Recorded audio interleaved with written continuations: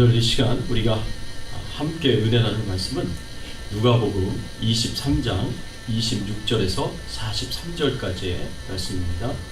누가복음 23장 26절에서 43절까지의 말씀, 제목은 세 번의 유혹, 세 개의 십자가라는 제목으로 같이 은혜를 나누기를 원합니다. 제가 봉독해 올리겠습니다. 그들이 예수를 끌고 갈 때에 시몬이라는 구레네 사람이 시골에서 오는 것을 붙들어 그에게 십자가를 지워 예수를 따르게 하더라. 또 백성과 및 그를 위하여 가슴을 치며 슬피 우는 여자의 큰 무리가 따라오는지라. 예수께서 돌이켜 그들을 향하여 이르시되 예루살렘의 딸들아, 나를 위하여 울지 말고 너희와 너희 자녀를 위하여 울라. 보라, 날이 이르면 사람이 말하기를 잉태하지 못하는 이와 해산하지 못한 배와 먹이지 못한 젖이 복이 있다 하리라. 그때에 사람이 산들을 대하여 우리 위에 무너지라 하며 작은 산들을 대하여 우리를 덮으라 하리라. 푸른 나무에도 이같이 하거든 마른 나무에는 어떻게 되리요 하시니라. 또 다른 두 행악자도 사형을 받게 되어 예수와 함께 끌려가니라. 해골이라 하는 곳에 이르러 거기서 예수를 십자가에 못 박고 두 행악자도 그렇게 하니 하나는 우편에 하나는 좌편에 있더라. 이에 예수께서 이르시되 아버지, 저들을 사하여 주옵소서. 자기들이 하는 것을 알지 못함이니이다 하시더라. 그들이 그의 옷을 나눠 제비 뽑을세. 백성은 서서 구경하는데 관리들은 비웃어 이르되 저가 남을 구원하였으니 만일 하나님이 택하신 자 그리스도이면 자신도 구원할지어다 하고 군인들도 희롱하면서 나와 침포도주를 주며 이르되 네가 만일 유대인의 왕이면 네가 너를 구원하라 하더라. 그의 위에 이는 유대인의 왕이라 쓴 패가 있더라. 달린 행악자 중 하나는 비방하여 이르되 네가 그리스도가 아니냐, 너와 우리를 구원하라 하되 하나는 그 사람을 꾸짖어 이르되 네가 동일한 정죄를 받고서도 하나님을 두려워하지 아니하느냐. 우리는 우리가 행한 일에 상당한 복을 받은 것이니 이에 당연하거니와 이 사람은 행한 것이 옳지 아니하는 것이 없느니라 하고 이르되 예수여, 당신의 나라에 임하실 때에 나를 기억하소서 하니 예수께서 이르시되 내가 진실로 네게 이르노니 오늘 네가 나와 함께 낙원에 있으리라 하시니라. 아멘. 예수님께서 못 박히신 그 십자가에서 어떤 일들이 일어났습니까? 예수님께서 본디오 빌라도에 의해서 십자가의 형에 선고를 받고 십자가에 못이 박히게 되었습니다. 그 십자가상에서 어떤 일들이 일어났는가, 오늘 말씀을 통해서 우리가 함께 살펴보기를 원합니다. 오늘 본문의 말씀에 보면 예수님께서 십자가에 못 박혔을 때 다른 두 행악자들 강도와 함께 십자가에 못 박혔다라고 말씀을 하고 있습니다. 예수님이 가운데 십자가에 못이 박혔고 그 골고다 언덕의 좌편과 우편에는 이 행악자들, 강도들이 못이 박혀 있습니다.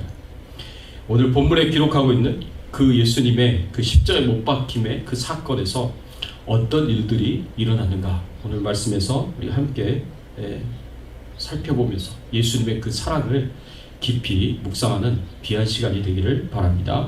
예수님께서 십자가에 못 박히시고 난 이후에 마치 사단으로부터 광야에서 세 번의 시험을 당하신 것처럼, 세 번의 유혹을 당하신 것처럼 십자가상에서 예수님은 세 번의 유혹을 받으십니다. 첫 번째 유혹은 유대 종교자들에게서 옵니다. 오늘 본문 말씀 35절의 말씀에 보니까 유대 종교자들이 예수님에게 이렇게 이야기를 합니다. 백성은 서서 구경하는데 관리들은 비웃어 이르되 저가 남을 구원하였으니 만일 하나님의 택하신 자 그리스도이면 자신도 구원할지어다 하고, 십자가에 못 박혀 있는 예수님을 향하여서 이 종교 지도자들이 뭐라고 이야기를 하냐면 만일 하나님의 택하신 자 그리스도이면 자신도 구원할지어다 라고 이렇게 이야기를 합니다. 이것은 마치 마태복음 4장에 예수님께서 마귀에 의해, 사단에 의해 시험을 받으실 때 네가 만일 하나님의 아들이거든 이 돌을 떡덩이가 되게 먹으라 라고 이렇게 유혹을 했던 것처럼, 네가 만일 하나님의 아들이거든 내가 만일 하나님의 아들이거든, 이렇게 반복적으로 계속 나오는데, 여기서도 이 유대 종교 지도자가 예수님에게 말을 하기를 뭐라고 얘기를 하냐면, 만일 하나님의 택하신 자 그리스도이면 자신도 구원할지어다. 네가 만일 정말 하나님의 택하신 자라면, 네가 만일 메시아라면 내 자신을 구원해라 라고 이렇게 종교 지도자들이 그렇게 비웃으면서 예수님을 조롱하면서 말하는 것을 볼 수가 있습니다. 36절의 말씀에, 37절 말씀에 보면 이번에는 군인들이 예수님을 희롱하면서 조롱하면서 모욕하면서 이렇게 이야기를 합니다. 네가 만일 유대인의 왕이면 네가 너를 구원하라. 네가 만일 유대인의 왕이면 네가 너를 구원하라 라고 이렇게 말씀하고 있는 것을 볼 수가 있습니다. 세 번째 유혹은 못 박힌 강도 중에 한 사람이 예수님을 이렇게 유혹을 합니다. 39절의 말씀에 보니까 이렇게 표현을 합니다. 달린 행악자 중에 하나는 비방하여 이르되 네가 그리스도가 아니냐? 너와 우리를 구원하라. 너가 그리스도라고 말하지 않았느냐? 네가 정말 그리스도라면, 메시아라면 너와 우리를 구원하라 라고 이렇게 말하고 있는 것을 볼 수가 있습니다. 계속해서 반복적으로 네가 메시아라면, 네가 그리스도라면, 네가 유대인의 왕이라면, 이 세 부류의 사람들, 종교 지도자들, 로마 병사들, 그리고 예수님과 함께 십자가에 매달린 행악자 중에 한 사람이 이렇게 예수님에게 세 번에 걸쳐서 자신을 구원하라고 그렇게 요구하고 그렇게 조롱하면서 말하는 것을 우리가 본문의 말씀에서 볼 수가 있습니다. 여기서 예수님께서 이렇게 이 사람들이 원하는 것처럼, 이 사람들이 요구하는 것처럼, 조롱하는 것처럼 예수님께서 메시아이심을, 유대인의 왕이심을 증거하시기 위하여서 이들이 말하는 대로 그 십자가에서 내려와서 그 스스로 자신을 구원을 한다면, 그렇다면 정말 그것이 예수님이 메시아라는 것을 증명하는 일이 될 것이냐? 사실 따지고 보면 그렇지 않다라는 거죠. 예수님께서 이미 자신이 메시아라는 것을 증명하시기 위해서 굉장히 많은 기적들을 행하셨습니다. 예수님의 인생 가운데 얼마나 많은 기적들을 행하셨습니까? 사람은 도저히 할 수가 없는 그런 기적들을 예수님께서 많이 하셨어요. 오병이의 기적도 하셨고, 바다 위를 걸으시는 기적도 보여주셨고, 병든 자를 치유하시고 귀신을 내어쫓으시고, 심지어는 죽은 자를 살리시는 그런 기적까지 하셨습니다. 이 사람이 할 수 있는 일이 아니죠. 예수님이 메시아이고 하나님의 아들이심을 증명하는 그런 증거들을 많이 보여주셨습니다. 그런데도 불구하고 그들은 예수님의 메시아임을 믿지 않았습니다. 그런데 예수님께서 십자가에서 내려오시고 자기 자신을 구원한다고 해서 그러면 이 사람들이 진짜 예수님을 메시아라고 믿고 받아들이겠느냐? 그렇지 않다는 거죠.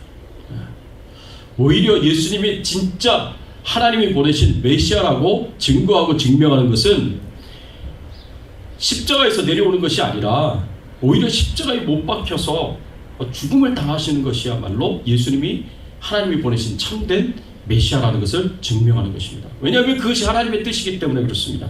그것이 우리를 구원하시고자 하시는 하나님의 구원 계획이시기 때문에 그렇습니다. 예수님이 우리의 죄를 대신 지시고 우리 대신에 죄값인 죽음을 십자가에서 치러주시는 것이야말로, 그것이야말로 예수님께서 하나님이 보내신 참된 메시아이심을 증거하고 증명하는 일이 될 것이다 라고 우리가 이 말씀을 통해서 생각해 볼 수가 있습니다. 만일 이들이 유혹하는 대로 예수님께서 십자가에서 내려오신다면, 그런다면 예수님께서는 자기 자신이 메시아임을 오히려 증거하지 못하게 될 것입니다. 이것은 오히려 우리를 구원하시고자 하시는 하나님의 계획, 구원 계획을 망칠 수 있는, 실패하게 만들 수 있는 그런 일이 될 것입니다. 이렇게 예수님께서 하나님의 구원 계획을 이루시기 위하여 십자가의 길을 걸어가시는 그 길을 방해한 일들이 예수님의 생애 가운데 계속 있어 왔습니다. 예를 들면 이 광야에서 마귀로부터 3번 시험 받으실 때도 마귀가 예수님으로 하여금 죄를 짓게 해서 죄인이 되게 하게 하여서 하나님의 구원 계획을 실패하도록 그렇게 유혹을 했습니다. 또 예수님께서 베드로가 주는 그리스도시요 살아계신 하나님의 아들이시니이다라는 놀라운 신앙 고백을 했을 때, 그때 예수님께서 비로소 자신이 사람들에게 붙잡혀서 고난을 당하시고 그리고 십자가에 죽음을 당하시고 3일 만에 부활하게 될 것이다 라고 그렇게 말씀을 하셨을 때, 예언을 하셨을 때 베드로가 예수님이 가야 하는 길을 막았습니다. 주여 그림하지 마옵소서, 이 일은 결단코 주께 일어나지 아니할 것이다 라고 예수님이 가야 할 길을 막았습니다. 이것이 사단이 하는 일과 똑같기에 예수님께서는 사단아 내 뒤로 물러가라, 네가 하나님의 일을 생각하지 않고 사람의 일을 생각하는도다 라고 그렇게 베드로를 꾸짖으셨습니다. 베드로도 예수님이 가셔야 할 십자가의 길을, 십자가의 고난과 죽음의 길을 가로막았습니다. 예수님의 가족들도 마찬가지예요. 예수님이 곳곳에 가서 기적을 일으키고 말씀을 전하시고 수많은 무리들이 따라다니면서 권세자들과 갈등을 일으키니까 예수님의 가족들도 예수님에게 더 이상 사고치지 말고 빨리 집으로 돌아와라, 이런 식으로 이제 예수님에게 이야기하기도 했습니다. 이런 시도가 계속 있어 왔지만 예수님께서 어떻게 행하셨습니까? 예수님께서는 자신이 가셔야 할 십자가의 길, 우리를 대신하여서 십자가의 죽음을 당하심으로 우리를 구원하시고자 하시는 하나님의 그 구원 계획을 성취하기 위해서 꾸준히 변함없이 한 번도 흔들림 없이 그 길을 걸어가셨고 십자가에 못 박히시기까지 하셨습니다. 아무리 이 행악자들이, 아무리 사람들이 조롱하고 유혹한다고 하더라도 예수님은 끝까지 그 십자가의 길을 가셨습니다. 예수님께서 흔들림 없이 걸어온 그 십자가 위에서 어떤 일들이 일어났는가, 예수님의 십자가에서 어떤 일들이 일어났는지를 알기를 우리가 원한다면 그 골고다 언덕에 거기에 세워진 세 개의 십자가가 어떤 의미를 갖고 있는지, 각각의 십자가가 어떤 의미를 갖고 있는지를 우리가 생각을 해보면서 깊이 묵상하면서 그날 골고다 언덕에 세워진 예수님의 십자가 위에서 어떤 일이 일어났는지를 말씀을 통해서 우리가 함께 살펴보기를 원합니다. 첫 번째 십자가는 거절의 십자가였습니다. 이 거절의 십자가를 진 사람은 행악자 중에 한 사람이었습니다. 예수님의 좌우편에 못 박힌 그 행악자는 마가복음 15장 27절 말씀에 보면 강도다라고 그렇게 표현이 되어 있어요. 강도다. 이 강도라는 표현은요, 남의 것을 약탈하는, 무력으로 약탈하는 그런 행동을 하는 사람이 강도이지만, 그 당시 때, 예수님 당시 때 강도라고 했었던 사람들은 남의 것을 약탈하는 사람일 뿐만 아니라 로마에 대적하는 반란자들이었습니다. 열심당원이라고 불리는 젤롯 땅이라고 불리는 로마에 대적하는 반란자들이었어요. 독립군이라고 얘기할 수가 있죠. 이 사람들은 자신들이 가지고 있는 무력으로 남의 재물을 약탈했을 뿐만 아니라 심지어는 로마 사람들을 암살하는 그런 일도 서슴없이 했었던 사람들입니다. 굉장히 거칠은 사람들이었고, 그리고 굉장히 폭력적인 사람들이었어요. 그리고 살인자들이었습니다.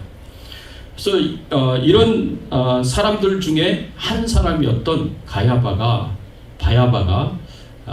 예수님 대신에 이제 풀려나게 되었고요. 그리고 풀려나지 못한 이 두 명의 행악자들은 결국 예수님과 함께 십자가에 못 박히게 되었습니다. 국가내란죄, 반란죄라는 죄명을 가지고 예수님과 함께 십자가에 못 박혔습니다. 그런데 이 행악자들 중에 한 명이 예수님에게 어떻게 말을 했습니까? 39절 말씀에 보니까 이렇게 말을 하는 겁니다. 달린 행악자 중에 하나는 비방하여 이르되 네가 그리스도가 아니냐? 너와 우리를 구원하라. 네가 그리스도가 아니냐? 너와 우리를 구원하라 라고 그렇게 예수님을 조롱하고 모욕을 했습니다. 십자가에 못 박힌 예수님을 조롱하고 모욕하는 행악자 외에 종교 지도자들도, 로마 병사들을 포함해서 이들도 모두 예수님을 조롱하고 모욕을 했는데, 이 세 부류의 사람들은 각각 세 가지의 파워를 대표하는 사람들이었습니다. 첫 번째로 이 행악자는 열심당원의 파워를 대표하는 사람이었어요. 이 폭력적인 파워라고 이야기를 할 수가 있습니다. 열심당원들은 모두가 예수님께서 사람들을, 백성들을 선동해가지고, 그래서 군대를 모집해가지고 군대를 조직해서 로마와 전쟁에서 나라를 독립시키고 주변에 있는 나라들을 다 정복해서 식민지 국가로 삼고 다윗 시대의 영광을 회복하기를 간절히 기대했습니다. 그런데 예수님께서는 그들이 원하는 그 길을 걸어가지 않고 십자가의 길을 걸어가셨습니다. 자신들이 원하는 대로 자신들의 뜻대로 걸어가지 않는 그 예수님을 조롱하면서 모욕하면서 이렇게 예수님을 대하는 것을 오늘 말씀에서 보게 되는데, 이 사람들이 바로 폭력적인 파워를 대표하는 사람들이다라고 생각할 수가 있습니다. 두 번째로는 종교 지도자들의 파워가 있습니다. 이들의 파워는 정치적인 파워였습니다. 종교 지도자들은 예수님 당시 기득권 세력이었던 대제사장의 무리들이었고 산헤드린 공회의 공회원들이었습니다. 이들은 자신들이 가지고 있는 그 기득권을 흔들고 그리고 그 기득권에 큰 피해를 줄 수 있다고 생각하면서 예수님을 큰 걸림돌이고 적으로 그렇게 규정을 하면서 그 예수님을 십자가에 못 박아 죽이려고 노력하고 애를 썼던 사람들입니다. 예수님께서 자신들에게 비유를 맞추지 않고 자신들의 룰을 따르지 않고 자신들의 시스템에 복종하지 않고 예수님께서 독립적으로 이들과 반대되는 길을 걸어가면서 백성들이 굉장히 예수님을 따르고 예수님이 인기가 있고 명성이 높아지니까 이 예수님이 자신들의 기득권을 흔들 수 있는 적이라고 생각하고 십자가에 못 박으려고 노력하고 애를 썼습니다. 그래서 예수님이 십자가에 못 박혔을 때 자신들이 이 일을 이루었다고 생각하면서 자신들의 파워를 자랑하면서 기꺼워하면서 예수님을 조롱하고 모욕을 하고 있는 것입니다. 또 세 번째 파워는 로마 병사들의 파워였습니다. 이들의 파워는 군사적인 파워였어요. 로마 병사들은 로마 제국 안의 모든 식민지 국가에서 일어나는 폭동, 소요 사태, 그리고 반란을 진압하는데 군사적인 파워를 사용하는 사람들이었습니다. 빌라도가 대제사장의 무리들의 압력에 의해서 아무 죄가 없는 예수님을 십자가에 못 박으라고 그렇게 선언을 한 불의와 타협한 그런 행동을 했습니다. 그 빌라도의 명령을 따라서 예수님을 나라의 반란을 일으키는 또 내란을 일으키는 그런 죄인들이 받는 그 십자가형에 예수님을 처하면서 그 손과 발에 못을 박으면서 그 군사적인 파워를 사용을 했습니다. 그 군사적인 파워에 취해서 예수님을 조롱하고 모욕합니다. 내가 유대인의 왕이면 네 자신을 구원하라고 그렇게 예수님을 모욕하고 조롱을 합니다.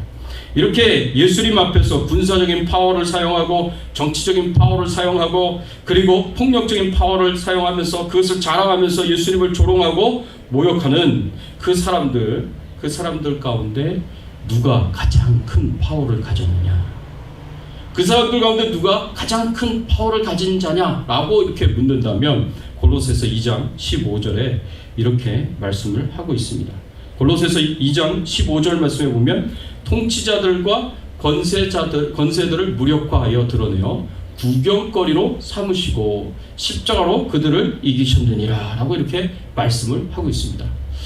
통치자들과 권세들을 무력화하고 드러내어 구경거리로 삼으시고 십자가로 그들을 이기셨다 라고 이렇게 말씀하고 있는 것을 볼 수가 있습니다.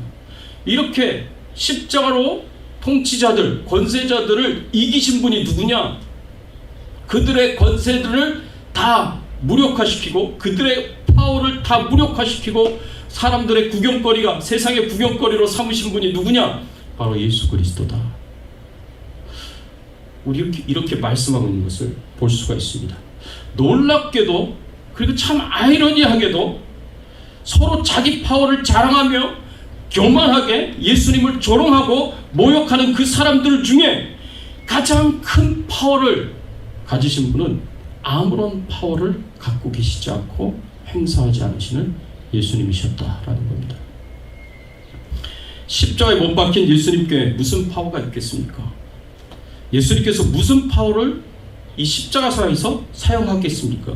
이 세상에서 가장 나약하고 힘없는 존재로 십자가에 못 박혀 돌아가신 그 예수님을 통해서, 그 십자가를 통해서 하나님 아버지께서는 세상의 사단의 권세를 무너뜨리시고 권세자들과 통치자들의 그 파워를 무너뜨리시고, 그리고 영적으로 죽은 자를 살아나게 하는 생명의 역사를 일으키시고, 사단에 얽매여 있는 종노릇하고 노예 생활을 하고 있는 모든 사람들, 믿는 자들을 자유하게 하고 해방케 하는 그 능력을 행사하셨습니다.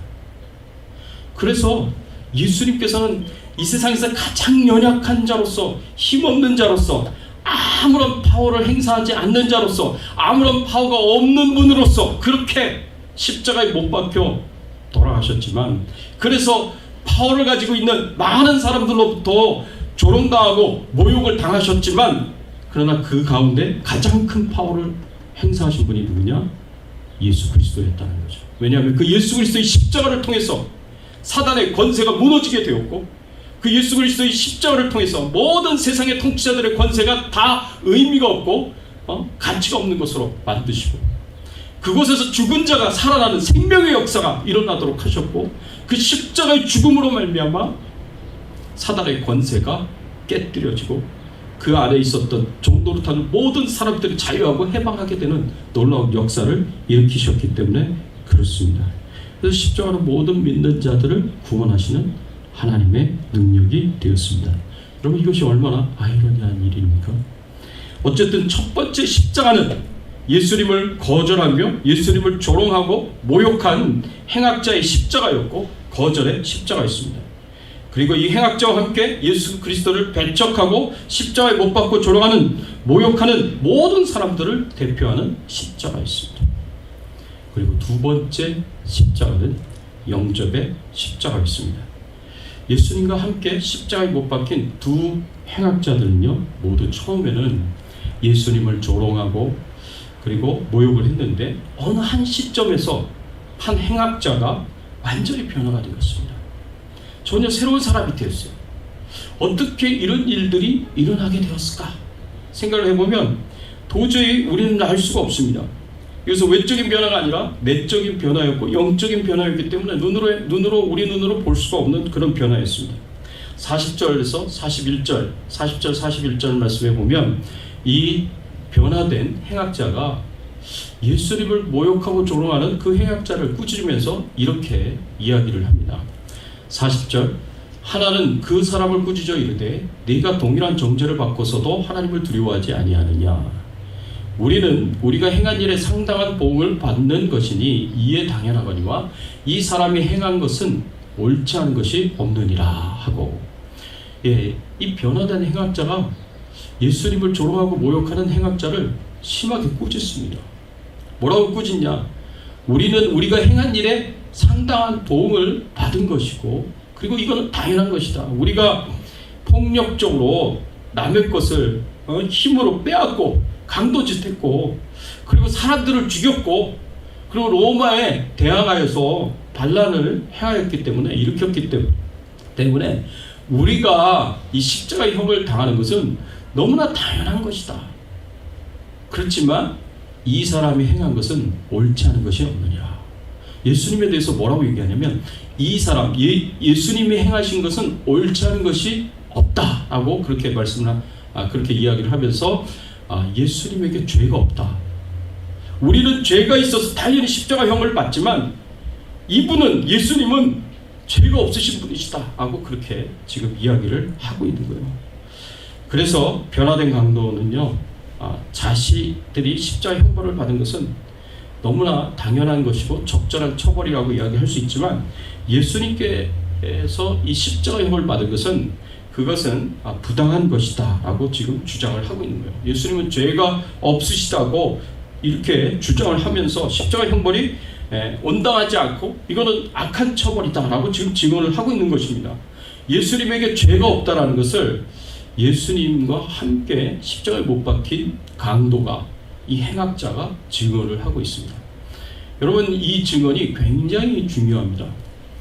빌라도 법정에서 빌라도가 예수님을 신문을 하면서 예수님에게 죄가 없다라고 주장을 했습니다. 그리고 헤롯 왕도, 갈릴리의 분봉왕이었던 헤롯 왕도 예수님에게 죄를 찾지 못하고 죄가 없음을 인정을 했습니다. 그런데 죄가 없음을 또 누가 지금 여기서 증언을 하고 있느냐? 예수님과 함께 십자가에 못 박힌 두 강도 중에 한 강도가 예수님에게는 죄가 없다라고 그렇게 증언을 하고 있습니다. 예수님에게 죄가 없다라는 이 선언이 굉장히 중요한 의미를 갖고 있는 이유는 예수님께서 죄가 없는 상태에서 십자가에 못 박혀 돌아가셨음을 증언하기 때문에 그렇습니다. 예수님께서는 아무 죄가 없으신 거룩한 상태에서, 의로운 상태에서 예수님께서 우리를 위한 속죄 제물이 되셨음을 말씀해 주고 있습니다.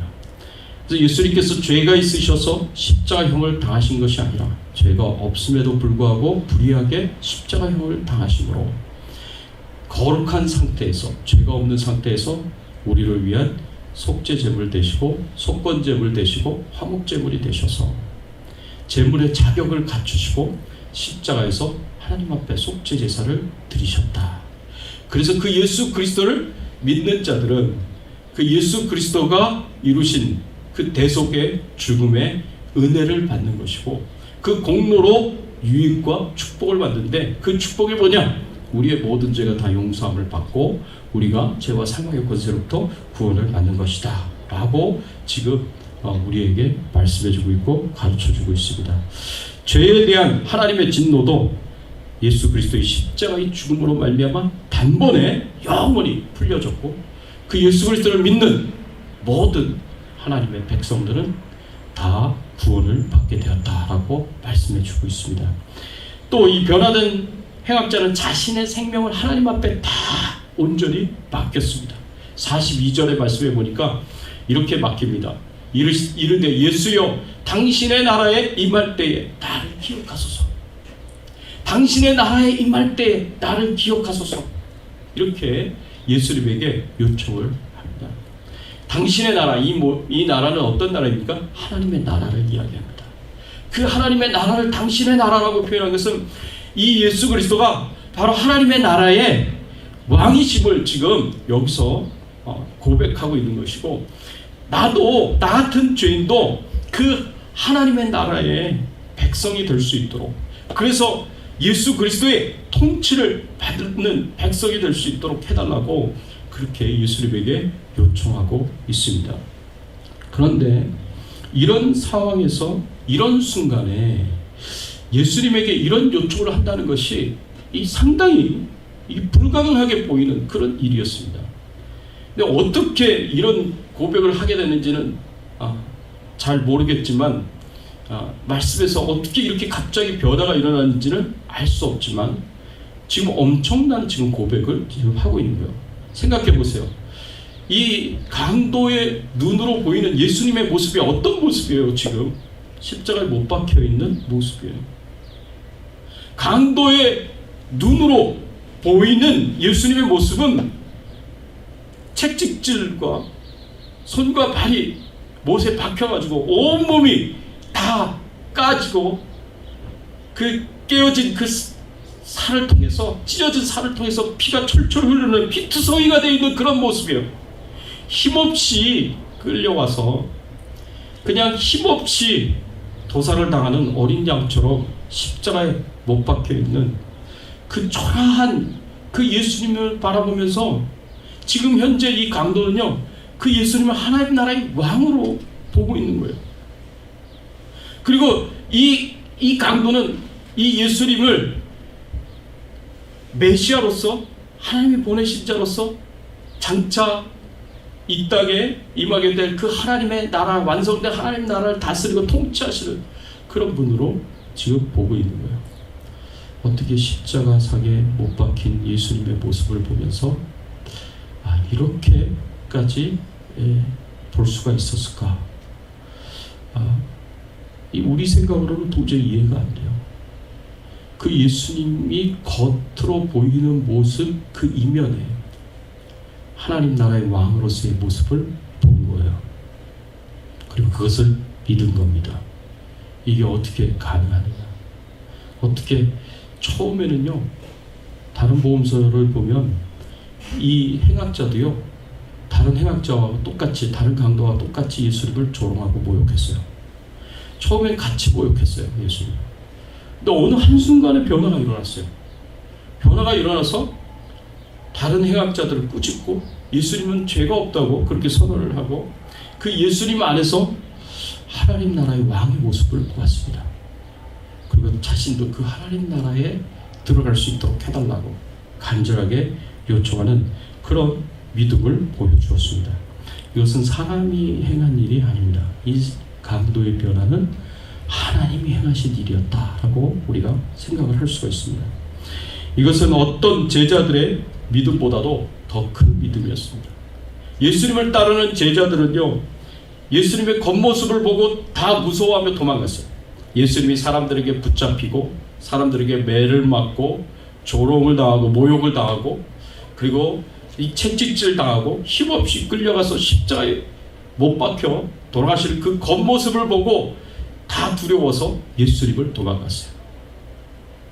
그러나 이 강도는, 이 행악자는 예수님의 그 힘없이 못 박히는 그 십자가의 그 피투성이가 된 그 모습 이면에 예수님이야말로 참으로 하나님 보내신 메시아였다. 예수님이야말로 정말 하나님 나라의 왕이시다 하는 것을 알게 되고 깨닫게 되고 보게 되어서 이렇게 믿음으로 고백하고 하나님 나라에 들어가기를 요청할 수 있었던 것입니다. 이렇게 예수님을 조롱하고 모욕했었던 한 강도는 끝까지 예수님을 거절하고 예수님 믿기를 거절하여서 결국에는 지옥에 갈 수밖에 없었겠지만 이렇게 하나님의 은혜로 변화되어서 자신은 죄인이라고, 그렇지만 예수님은 죄가 없다고 그렇게 믿음으로 고백하며 자신의 죄를 인정하고 그 예수 그리스도를 믿고 하나님 나라의 왕으로 메시아로 믿고 그 예수 그리스도에게 자신도 천국에 갈 수 있도록 해달라고 그렇게 요청하는 그런 모습들을 보면서 이 다른 행악자는 천국에 갈 수 있게 되었구나 라는 것을 이 말씀을 통해서 우리가 생각을 해볼 수가 있습니다. 그래서 세 번째 십자가는요, 세 번째는 구속의 십자가였습니다.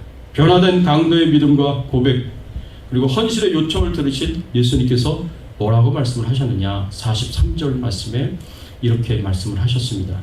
예수께서 이르시되 내가 진실로 내게 이르노니 오늘 네가 나와 함께 낙원에 있으리라 하시니라.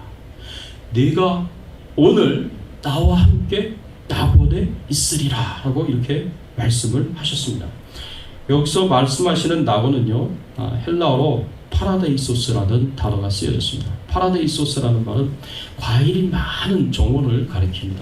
거기서 사람들이 만나고 서로 교제를 나누는 그런 안락한 곳을 이야기를 합니다. 그런데 놀라운 것은 성경에서 이 파라데이소스라는 헬라어를 사용한 곳이 또 어디가 있느냐, 에덴 동산입니다. 에덴 동산을 가리켜서 헬라어로 파라데이소스라고 그렇게 불렀습니다. 그래서 예수님이 오늘 네가 나와 함께 낙원에 있으리라 라고 이렇게 말씀하신 것은 무엇을 의미하느냐, 오늘 네가 나와 함께 에덴 동산에 있을 것이다 라고 말씀을 하십니다. 그 에덴 동산이 어떤 곳이었어요? 그 에덴 동산은 하나님께서 보시기에 좋았더라 라고 말씀하셨던 피조물들이 있었던 곳입니다.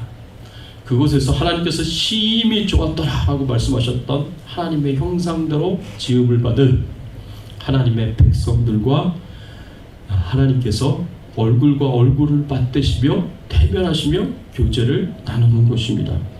그곳에는 평화가 있고 갈등과 분쟁이 없는 곳입니다. 그래서 그 곳에 예수님께서 네가 오늘 나와 함께 낙원에 있으리라 말씀을 하시면서 이 강도에게 구원의 은혜를 베푸시고 천국으로 인도하시겠다라는 것을 이 말씀을 통해서 가르쳐 줍니다. 그 천국이 얼마나 좋은 곳입니까? 그 천국은요, 평화가 있는 곳입니다. 하나님 안에 평안이 있는 곳입니다. 그 천국은 질병도 없는 곳이에요. 병원도 없는 곳이에요. 그 천국에서는 바이러스 때문에 걱정할 필요도 없어요. 마스크 쓸 필요도 없고 백신을 맞을 필요도 없는 곳이 바로 그 천국입니다. 그 천국에서는 주님과 함께 영원토록 영생을 누리며 복락을 누리며 살 수 있는 곳입니다. 바로 이 좋은 천국에 바로 이 예수님을 믿고 하나님 나라 들어가기를 소원했었던 이 강도와 함께 갈 것이다 라고 예수님께서 말씀해 주셨고 축복해 주셨습니다. 사랑하는 성도 여러분, 이 세 개의 십자가는요, 세상에 있는 모든 사람들을 다 상징합니다. 예수 믿고 구원받은 모든 하나님의 자녀들은 영접의 그 십자가에 의해서 예수님을 만나고 구속의 십자가에서 구원을 받고 저 천국으로 가는 사람들이에요. 그러나 거절의 십자가에서는 자신의 세상적인 파워를 그것을 가지고 거기에 취해가지고 교만하게 끝까지 예수 믿기를 거부하고 오히려 예수님을 조롱하고 모욕하는 사람들이 가지는 십자가입니다. 이런 사람들은 예수님을 영접하지 못하고 구원받지 못해서 저 천국이 아니라 지옥에서 영원토록 죄값을 치러야 하는 사람들이 될 것입니다. 그럼에도 불구하고 우리가 거절의 십자가 위에 있는 사람들에게 소망을 버리지 말아야 할 것은 예수님께서 이들을 용서해 주시기를 원하셨기 때문에 그렇습니다. 여러분, 오늘 본문 34절의 말씀에 보면 예수님께서 거절의 십자가에 있는 그 사람들, 예수님을 조롱하고 모욕하는 그 사람들을 향하여 예수님께서 이렇게 말씀을 하셨어요. 34절에 이에 예수께서 이르시되 아버지 저들을 사하여 주옵소서. 자기들이 하는 것을 알지 못함이니이다 하시더라. 그들이 그의 옷을 나눠 제비 뽑을세. 예수님께서 자신들을 십자가에 못 박은 사람들, 자신들을 향하여 조롱하고 모욕하는 그 사람들, 예수님을 향하여 거절의 십자가를 진 사람들, 예수님을 영접하기를 거절하고 예수님을 믿기를 거절한 그 사람들을 바라보시며 예수님이 하신 기도가 있습니다. 아버지 저들을 사하여 주옵소서. 자기들이 하는 것을 알지 못함이니이다. 예수님께서 그들을 용서해 주시기를 위하여 하나님 앞에 간절하게 기도하시는 것을 볼 수가 있습니다. 예수님의 이 간절한 마음과 기도의 응답으로 변화된 행악자는 예수님을 믿고 영접하고 하나님 나라의 백성이 되었던 것처럼 이 죄인들에게도 변화되어서 예수 믿고 구원받을 수 있는 기회가 있다는 것입니다. 그래서 우리가 포기하지 말아야 되고 우리가 끝까지 이 사람들도 이 변화된 행악처럼 하나님의 은혜로 하나님의 능력으로 그 영혼들이 변화되어서 이렇게 예수님을 끝까지 거절하고 예수님을 끝까지 부인하는 그 신령 가운데 예수 그리스도를 믿고 영접하며 구원받는 은혜가 임하도록 우리가 열심히 기도해야 될 것입니다. 부디 세상에 더 많은 사람들이 예수님을 믿고 저 천국에 갈 수 있는 은혜가 있기를 바랍니다. 그래서 저 천국의 축복, 그 에덴 동산에, 회복된 에덴 동산에 들어가는, 저 낙원에 들어가는 그런 은혜와 축복이 있기를 바랍니다. 예수님께서 세 번의 십자가상에서 마지막 유혹이죠. 라스트 템테이션들이죠. 마지막 유혹이라고 이야기할 수 있는 세 번의 유혹이 있었지만 그 모든 유혹을 이기고 대속의 십자가의 죽음을 당하셨기 때문에 우리의 죄가 용서함을 받고 우리가 구원을 받아서 저 낙원에 회복된 에덴 동산에 저 천국에 우리가 들어갈 수 있게 되었습니다. 예수님을 영접하고 구원받은 하나님의 자녀가 돼서 저 천국에 들어갈 수 있는 우리 성도님들이 다 되시기를 바라고요. 오늘 우리 교회에 나오는 우리 크리스찬이 오늘 세례를 받습니다. 크리스찬을 한 5주간 제가 교육을 시켰는데 참 하나님의 은혜로 참 그 어린 나이에 예수님을 굳건히 믿고 그리고 신앙 고백을 하고 저와 5주간의 교육을 통해서 제가 참 믿음 안에서 잘 자랐구나 라고 그렇게 제가 생각하면서 감탄을 했습니다. 부모가 얼마나 기도를 많이 했을까 생각을 하면서 참 믿음으로 잘 양육한 것에 대해서 참 감사하게 생각을 했습니다. 오늘 세례를 받고 이 영접의 십자가에 진 그 행악자처럼 예수님을 믿고 구원받은 하나님의 자녀가 되어서 저 낙원에 저 천국에 갈 수 있는 하늘나라의 백성으로 이제 공식적으로 선포가 되고 선언이 되는 세례를 받게 되었다라는 것이 얼마나 감사한 일인지 모릅니다. 이 팬데믹의 기간 안에서도 참 세례식을 할 수 있다는 것이 참 감사하고요. 그 은혜가 우리가 계속해서 우리의 삶 가운데 또 우리 주변에 있는 사람들 가운데 믿지 않는 자들 가운데 일어나기를 예수 그리스도의 이름으로 축원합니다.